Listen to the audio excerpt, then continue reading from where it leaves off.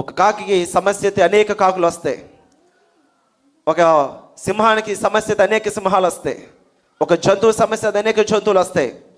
కానీ మనం ఎటువంటి లోకంలో ఉన్నాం తెలుసా? ఒకటి సమస్య వస్తే అందరూ పారిపోతారు. జంతువులు పరిగెడితే, జంతువులు కాపాడడానికి ప్రయత్నం చేస్తే తన యొక్క జంతువుని తోటి జంగనో లేకపోతే తోటి పులినో లేకపోతే తోటి దాన్నో ఏదో ఒక రకంగా వాళ్ళు కాపాడడానికి ప్రయత్నం చేస్తూ ఉంటాయి. కానీ మనుషులు తెలీదు. కాబట్టి అడవి కన్నా భయంకరమైన లోకంలో మనం బతుకుతున్న విషయం మీరు గమనించాలి. ఏమండి? అడవి కన్నా భయంకరమైన లోకంలో మనం బ్రతుకుతున్నాం. ఇది ప్రమాదకరం అని తెలిసినా సరే నీకు ఎవడో చెప్పడు.